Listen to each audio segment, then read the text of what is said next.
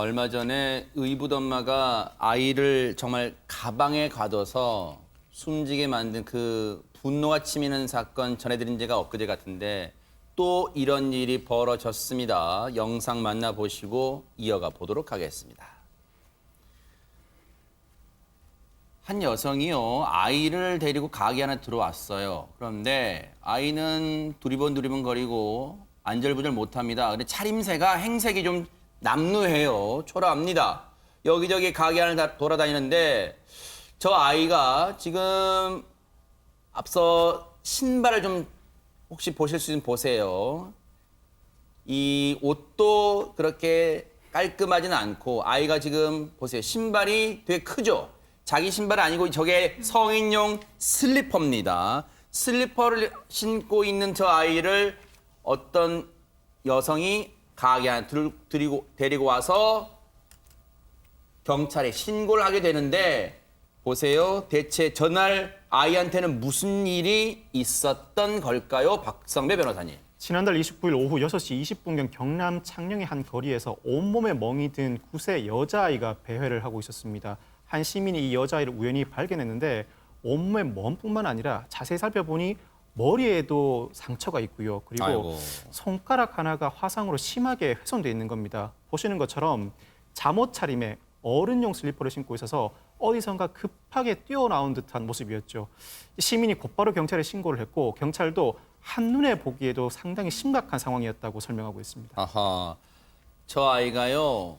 앞서 영상에는 소리도 들리지 않고 일단 이 흐릿하게 처리해서 자세히 알 수는 없지만 저 아이의 상태를 본 분들의 얘기에 의하면 저때 아이의 상태가 정말 이만저만 말할 수 없는 지경이었다면서 최정아 기자님. 네, 상태가 심각했다라는 말로 표현을 했는데 네. 일단 맨발의 일반적인 아이의 모습은 분명히 아니에요. 말씀해 주신 것처럼 어린 아이가 어른의 슬리퍼를 신고 있었다라는 것 자체가 도대체 어떤 상황이길래 저 신발을 굳이 신고 나왔을까라는 저희가 생각을 하게 되죠. 그리고 이 아이를 처음에 발견한 이 시민의 말에 의하면 얼굴에 멍이 들어 있었대요.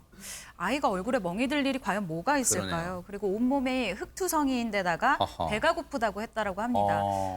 아이들이 낯선 어른에게 내가 많이 굶었다, 내가 배가 고프다라고 하는 이야기는 저는 많이 들어보지 못했었던 것 같아요. 그 정도로 굉장히 아이가 다급한 상황이었다라는 걸 알 수가 있고요. 네. 또 보시는 대로 반바지를 입고 있는데 상의는 긴팔이었고요. 다리가 나와 있는데 굉장히 앙상하게 빼빼하게 마른 그런 모습이었고 또 저는 이 부분이 가장 마음이 아팠어요. 이 영상에도 사실은 나오는데 아이가 계속해서 불안한 듯 연신 이렇게 맞아, 주변을 그랬어요. 살피고 있어요. 네. 근데 이런 불안한 모습이 사실 이 아이의 심리 상태를 고스란히 그러네요. 보여주는 모습이라고 보여집니다. 네, 그런데 이 아이는요.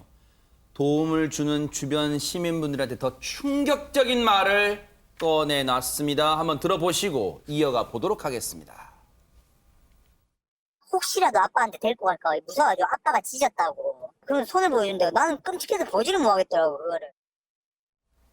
손을 어떻게 했다고요, 장유미 변호사님? 지금 목격자 말에 따르면 찢었다는 표현을 쓰는데 본인이 볼 수가 없을 정도로 처참하게 이 지문까지 다소 이제 훼손이 돼 있었다라는 아이고 겁니다. 지금 저 상태인가 보네. 아이고 예, 네. 이 아이의 말에 따르면 아빠가 도구를 사용해가지고 내 손을 이렇게 다치게 했다라고 하는데 이 9살 여자아이거든요. 고사리 손이고 어른이 요리를 하다가 조금만 다쳐도 굉장히 아픈데 얼마나 그 고통이 심했을지 정말 마음이 너무 아픕니다. 네.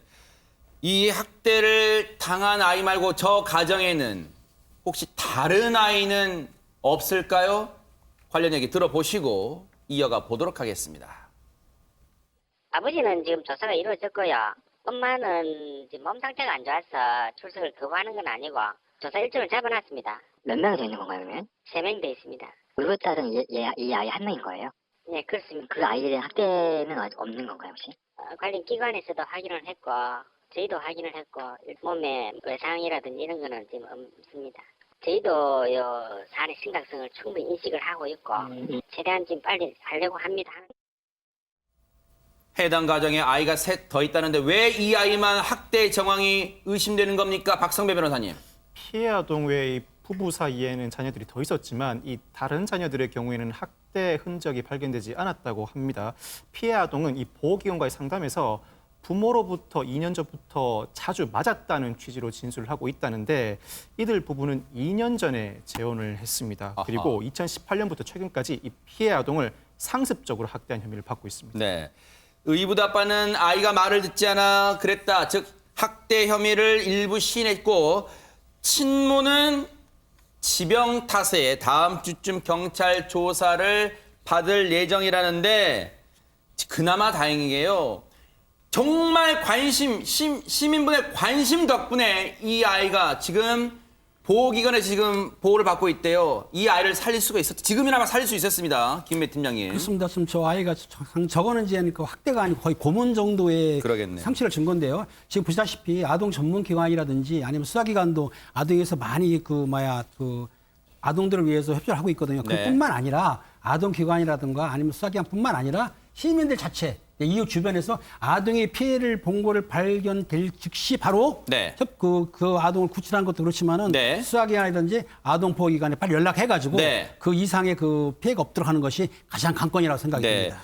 현재 피해 아동은 아동기관의 보호를 받으면서 입원 치료를 하고 있고요. 경찰은 조사 이후에 혐의점이 인정이 되면 구속영장을 신청할 예정입니다. 정말 분노가 치미는 사건이었습니다.